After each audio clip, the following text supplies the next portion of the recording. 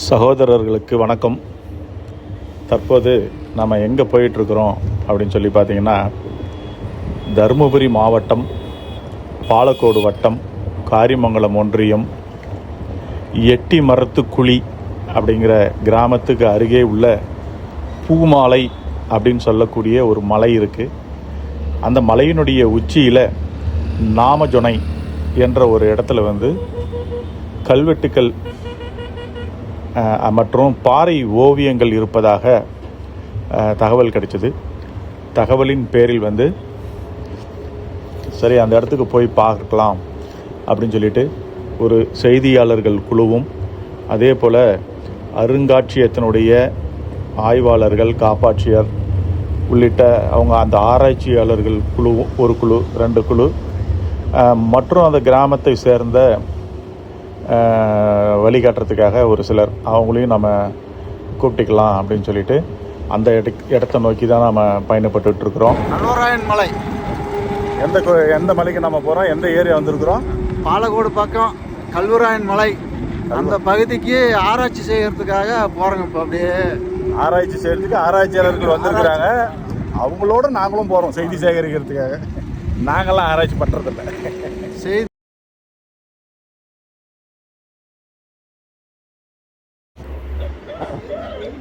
இதுதான் மலையினுடைய அடிவார பகுதி. கீழே மாந்தோப்பு இருக்குது.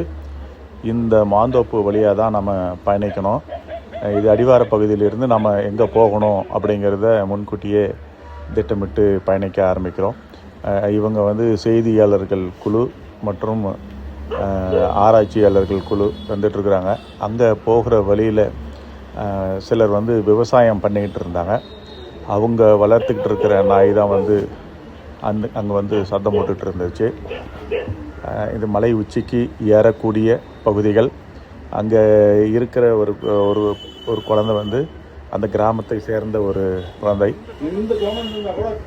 அவங்களும் நம்மளோட வழி காட்டுறதுக்காக உள்ளூர் வாசியாக அவங்களும் வந்தாங்க. அவங்களுடைய அம்மாவும் இந்த குழுவில் இணைஞ்சிக்கிட்டு அவங்களும் நம்மளோட வந்தாங்க.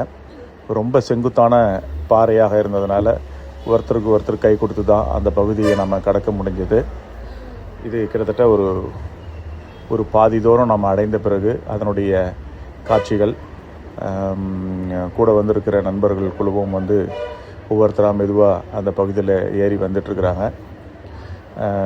மேலே ஏறும்போது ஒரு பாதுகாப்புக்காக எல்லாருமே நாங்கள் பார்த்திங்கன்னா பெரும்பாலும் எல்லோரும் கையில் ஒரு சின்ன தடியை வச்சுக்கிட்டோம். அதை வச்சு ஊனி தான் போக வேண்டியது இருந்தது. வழியிலெல்லாம் கூட பார்த்திங்கன்னா அந்த பாறை இடுக்கல்ல குட்டி குட்டி பாம்புகள்லாம் படுத்துக்கிட்டு இருக்கிறத நம்ம பார்க்க முடியுது. அவங்களுக்கு எந்த இடைஞ்சலும் கொடுக்காம நம்ம அந்த இடத்த மெதுவாக கடந்து போக வேண்டியதாக இருந்தது. முட்புதர்களும் நிறைய முள், அந்த முட்களுக்கு இடையிலே நம்ம பயணிக்க வேண்டியதாக இருந்துச்சு. நம்ம ரமேஷ் அந்த பகுதியில் அங்கே இருக்கிறாரு. அங்கேருந்து கை காட்டுறாரு. இப்போ தான் ஒவ்வொரு ஸ்டெப்பாக ஏறி வந்துட்டுருக்கிறாரு. கிட்டத்தட்ட பாதி மலையை அடைந்ததும் அங்கே பார்த்திங்கன்னா வெறும் மலைகள் சூழ்ந்த பகுதியாக பார்ப்பதற்கே மிக ரம்மியமாக அமைந்திருந்தது. நடந்து வர்றதுக்கே கஷ்டப்படுறாங்க. ஓடி போகிற வழியாக இருக்குது. எத்தனை அடி இருக்கும்? எங்கே வந்துருக்குறீங்க நீங்கள்? 1700 அடி. எங்கே வந்துருக்குறீங்க? ஒரு 2000 ஆண்டுகள் பழமை வாய்ந்த சிற்பங்கள்லாம் மேலே இருக்குதுன்னு சொன்னாங்க. பார்த்து போகலான்னு வந்தோம்.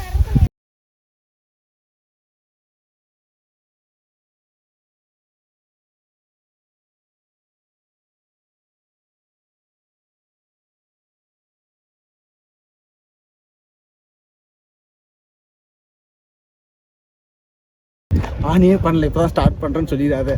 அப்படி தானே சொன்னால் அப்படி இருக்கணும். இன்னும் ரெக்கார்டே பண்ணிக்க மாட்டேன்னு தெரியும்.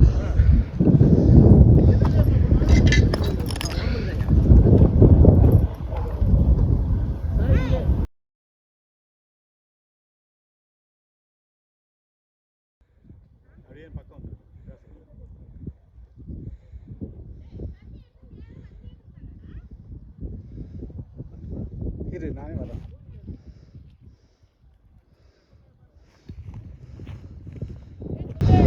அனைவருக்கும் வணக்கம். இது நான் இருக்கிறது பார்த்திங்கன்னா பூமலை, அதாவது கிருஷ்ணகிரி தருமபுரி இரு மாவட்டங்களுக்கு இடையே உள்ள இந்த மலைப்பகுதியினுடைய உச்சி பகுதியில் பழங்காலத்து கல்வெட்டுகளும் ஓவியங்களும் இருப்பதாக ஆராய்ச்சியாளர்களும் செய்தியாளர்கள் குழுவும் நாங்கள் இந்த மலைக்கு வந்திருக்கிறோம். இதை பற்றி விவரங்கள் வரக்கூடிய நேரத்தில் செய்திகளாக உங்களுக்கு கொடுக்கப்படும். நன்றி, வணக்கம்.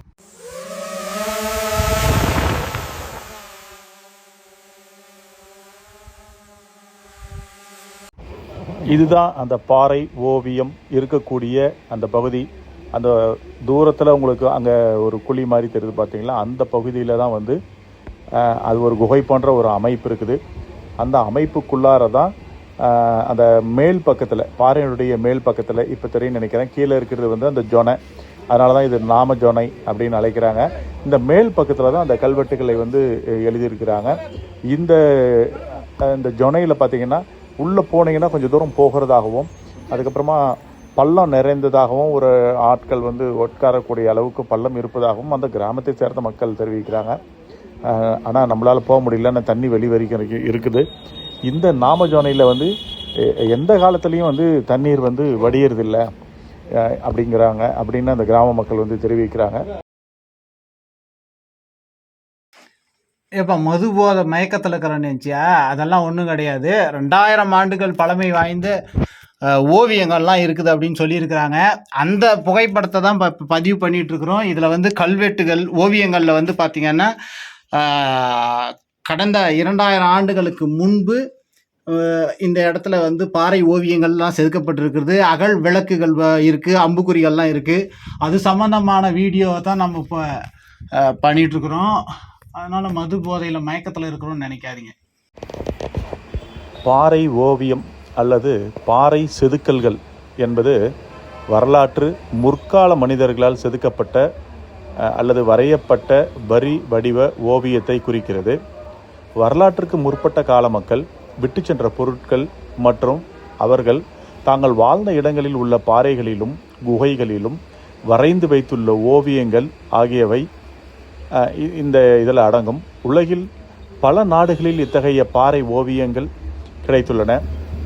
பிரான்ஸு, ஸ்பெயின், இத்தாலி, ஆப்பிரிக்கா போன்ற நாடுகளில் இந்த பாறை ஓவியங்கள் இருந்திருக்குது. அதே போல் வரலாற்றுக்கு முற்பட்ட பாறை ஓவியங்கள் போலவே இந்தியாவிலும் பல இடங்களில் பாறை ஓவியங்கள் கிடைத்துள்ளன. முதலாக இந்தியாவில் பாறை ஓவியமானது பீம்பேக்டா என்னும் இடத்தில் கண்டுபிடிச்சிருக்கிறாங்க. தமிழகத்தில் மல்லப்பாடி, நம்ம கிருஷ்ணகிரி பக்கம் இருக்கக்கூடிய மல்லப்பாடி என்னும் இடத்தில் கண்டுபிடிக்கப்பட்டுள்ளது. தமிழகத்தில் இதுவரை 50 இடங்களுக்கு மேல் பாறை ஓவியங்கள் கண்டுபிடிக்கப்பட்டுள்ளன. வரலாற்றுக்கு முற்பட்ட காலத்தை அறிவதற்கு இத்தகைய பாறை ஓவியங்கள் பெரிதும் பயன்படுகின்றன. இவைகளுக்கு பல்வேறு கண்டங்களை தாண்டிய சில பொதுவான பண்புகளும் இருக்கின்றன என்பதை வரலாற்று அறிஞர்கள் கூறியிருக்கிறாங்க. பல்வேறு கண்டங்களிலும் கண்டறியப்பட்டுள்ள பாறை ஓவியங்களில் அவற்றின் தோற்றம், குறியீடுகள், அவை வெளிப்படுத்தும் சிந்தனை ஆகியவை பொதுவானதாக அமைந்திருக்கின்றன. இதன் மூலம் வரலாற்றுக்கு முற்பட்ட மக்கள் ஓவியங்கள் மூலம் தங்களது கருத்து பரிமாற்றங்களை நிகழ்த்தியிருக்கிறாங்க அப்படிங்கிறத நம்ம புரிஞ்சிக்க முடியுது. பழங்காலத்தில் மக்கள் இயற்கையான குகைத்தலங்களில் வாழ்ந்து வந்துள்ளனர். எனவே தாங்கள் வாழ்ந்து வந்த குகைகளில் ஓவியங்களை வரைந்துள்ளனர். குகைகளுக்கு அருகே இருந்த பாறைகளிலும் ஓவியங்களை வரைந்து அவங்களுடைய செயல்பாடுகளை பதிவு பண்ணி வச்சிருக்கிறாங்க. அப்படியெல்லாம் பதிவு பண்ணதால் தான் 2000 ஆண்டுகள் கழித்து கூட நம்மளால் இன்றைக்கு அந்த ஓவியங்களை வைத்து அவர்கள் என்ன செய்து கொண்டிருந்தார்கள் அப்படிங்கிறத புரிஞ்சிக்க முடியுது. அக்கால மக்கள் தங்களது வாழ்வின் நிகழ்வுகளை பதிவு செய்ய வேண்டும் என்று எண்ணியதால் ஓவியங்களை வரைந்திருக்கலாம். அவர்களுக்கு வேட்டையாடுதலையே முக்கிய தொழிலாக இருந்துள்ளது. எனவே பல்வேறு மிருகங்களை தாம் வேட்டையாடுவது போலவும் ஓவியங்களை வரைஞ்சி வச்சிருக்கிறாங்க.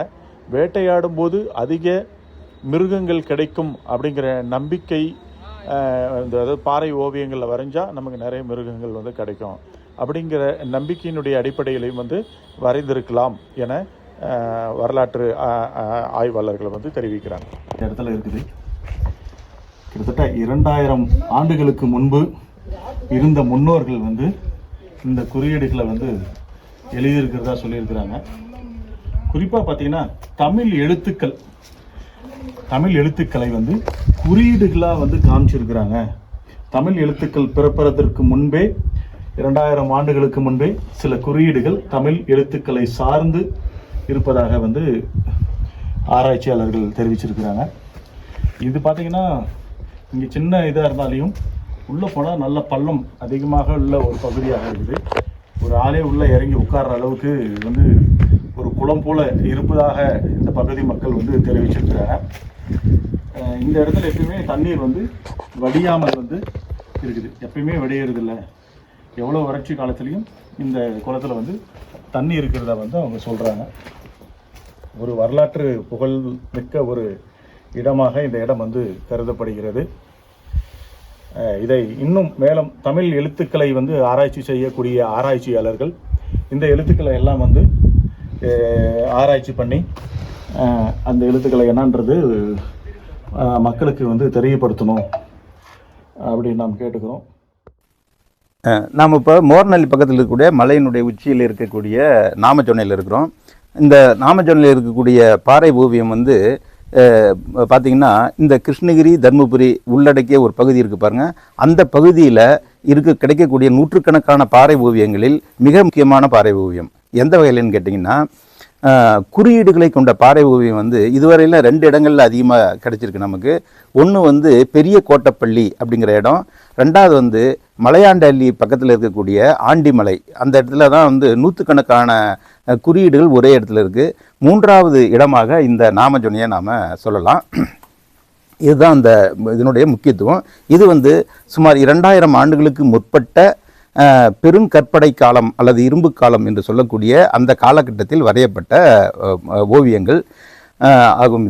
இதை வந்து முதலாக கண்டறிந்தவர்கள் யாருன்னு கேட்டிங்கன்னா, இந்த மோர்நல்லியை சேர்ந்த ஆட்டுக்கார கண்ணன் அப்படிங்கிறவர் கண்டறிந்து அல்லது அவர் கொடுத்த தகவலின் பேரில் சதானந்த கிருஷ்ணகுமார் மற்றும் அருங்காட்சியகத்தின் காப்பாட்சியர் சிவகுமார் மற்றும் பிரகாஷ் இந்த 3 பேரும் முதலாக வந்து இந்த இடத்தை கண்டறிந்து அதன் பிறகு இந்த வரலாற்று ஆய்வுக்குழுவுக்கு தகவல் தெரிவித்து நாம் இங்கு வந்திருக்கிறோம். இப்பொழுது நம்ம இந்த ஓவியத்தை பற்றி விரிவாக பார்க்கலாம்.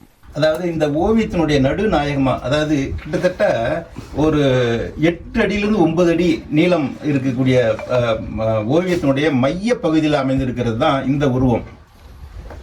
இந்த உருவம் இருக்கு பாருங்க.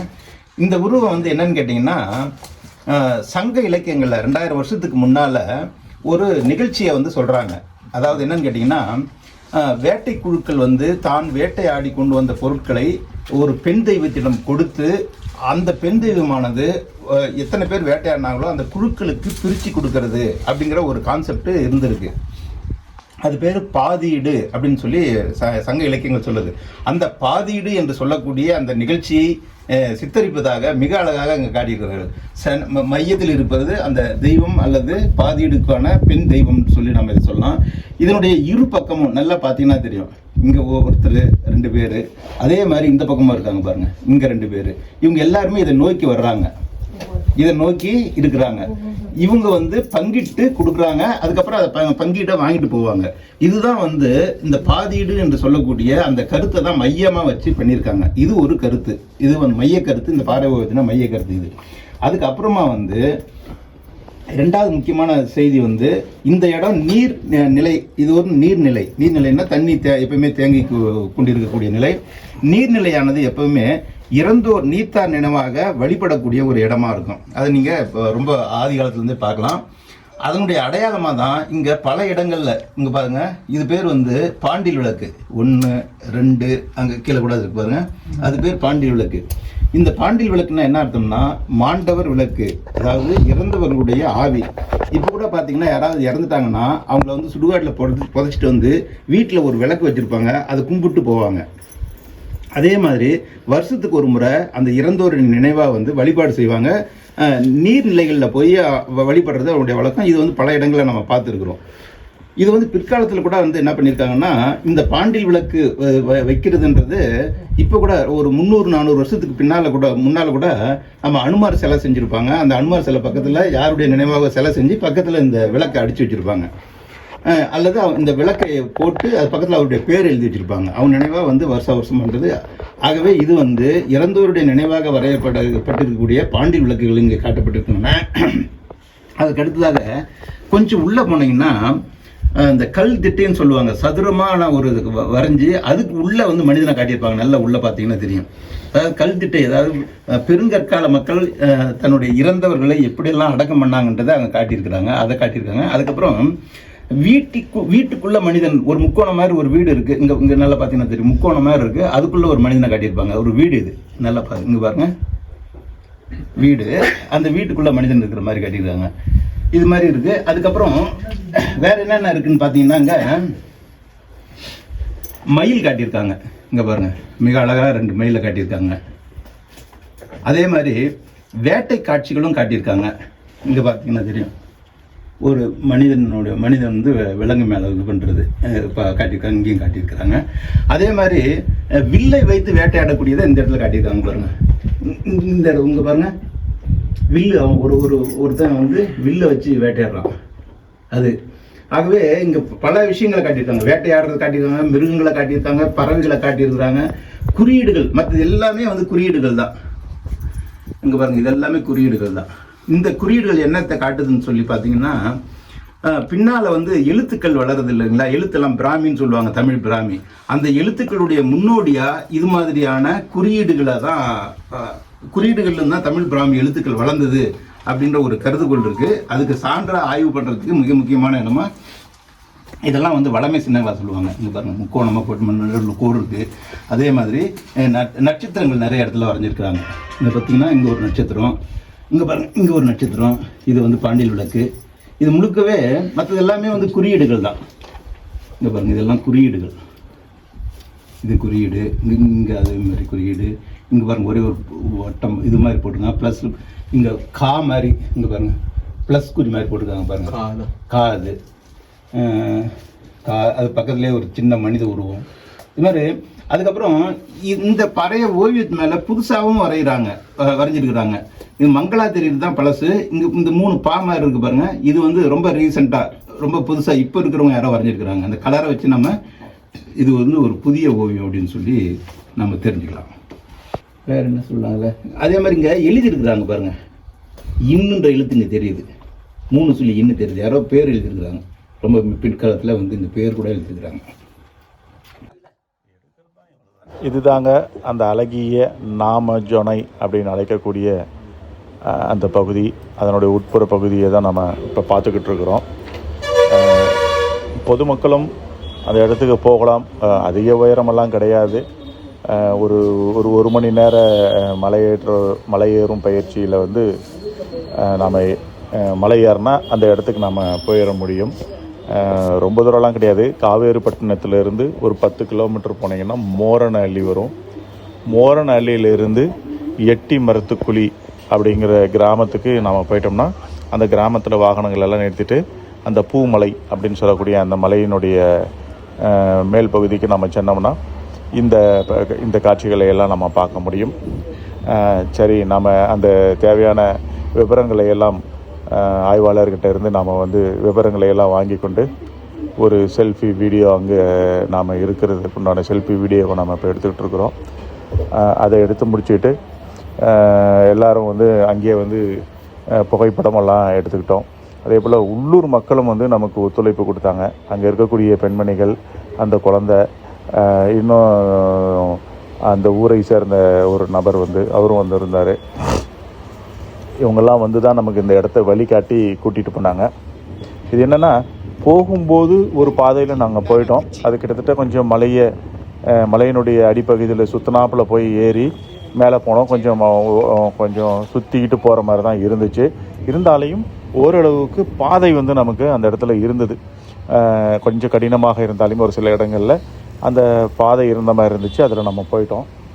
ஆனால் இறங்கும்போது அங்கிருந்த பெண்கள் சொன்னாங்க, இல்லை நாங்கள் ஆடு மேய்க்கெல்லாம் வரும்போது இப்படி முன்பக்கமே நேரடியாக ஒரு வழி இருக்குது, அது ரொம்ப ஷார்ட்டாக நம்ம வந்து மலையை விட்டு கீழே இறங்கிட முடியும். ஆனால் நாங்கள் வந்து கூட கொஞ்சம் ரொம்ப நாள் ஆயிடுச்சு, ஒரு 10 வருடம் ஆயிடுச்சு. அந்த பாதையில் போனாலும் நம்ம சீக்கிரம் போயிடலாம் அப்படின்னு சொல்லி கூட்டிகிட்டு வந்துட்டாங்க. அங்கே தான் ஒரு பெரிய தவறே நடந்து விட்டது. என்னன்னு சொல்லி பார்த்தோம்னா, அந்த பாதையை கிட்டத்தட்ட 10 ஆண்டுகளாக யாருமே பயன்படுத்தாதனால அந்த பாதை முழுவதும் முட்புதர்கள் வந்து புகுந்து மண்டி சூழ்ந்துருச்சு. ஒரு குறிப்பிட்ட தூரம் வரைக்கும் இப்படி குச்சியை ஊனி நாம் இறங்கி போயிட்டோம். ஆனால் முட்புதர்களில் வந்து நம்ம வந்து போக முடியாது இல்லையா, முட்புதர்களுக்குள்ளார எப்படி புகுந்து போக முடியும். சரி, அந்த உள்ளூர்வாசி ஒருத்தர் வந்து நம்மளார் கையில் வந்து கத்தியோடு தான் வந்திருந்தார். அதை வச்சு அவர் என்ன பண்ணார், அந்த முள் பாதையெல்லாம் இப்படி தான் வெட்டி போகிற வழியை சரி பண்ணி கொடுத்தாரு. கிட்டத்தட்ட நாங்கள் மலையேற்ற வயதில் பார்த்திங்கன்னா ஒரு 20 to 25 பேர் நாங்கள் மேலே போனோம்.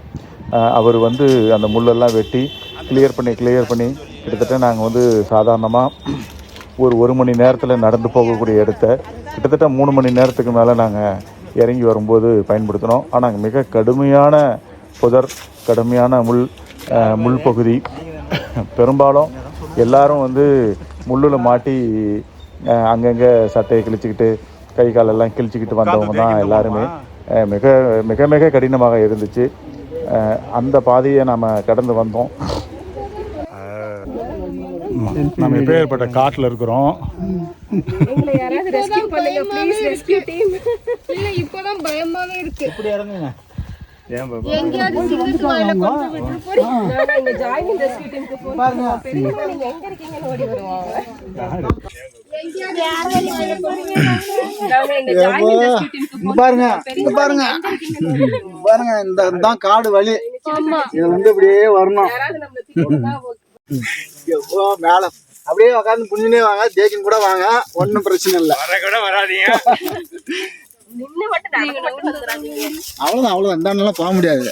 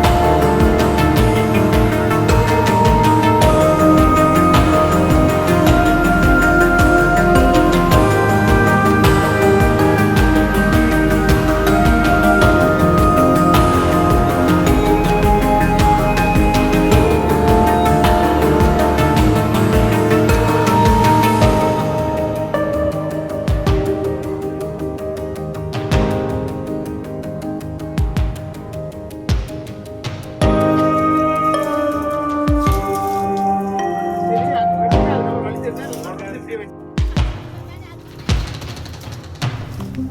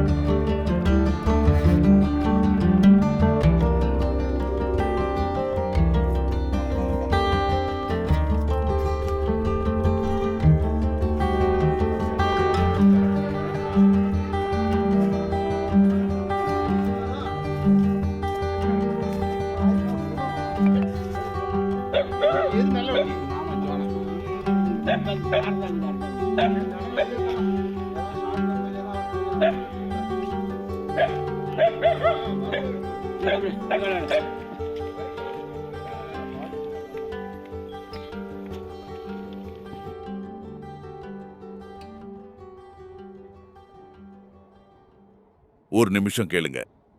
நம்ம மீடியா குரல் சேனல் செய்திகளை பார்த்து என்ஜாய் செய்யற நிறைய நண்பர்கள் சப்ஸ்கிரைப் பண்றதில்ல. நாங்க உங்களுக்கு செய்திகளை கொடுக்க ரொம்பவே ஹார்ட் ஒர்க் செய்து தான வீடியோ போடுறோம். இன்னும் அடுத்தடுத்து பெஸ்டா கொடுக்க சப்போர்ட் பண்ற விதமா சப்ஸ்கிரைப் பண்ணுங்க.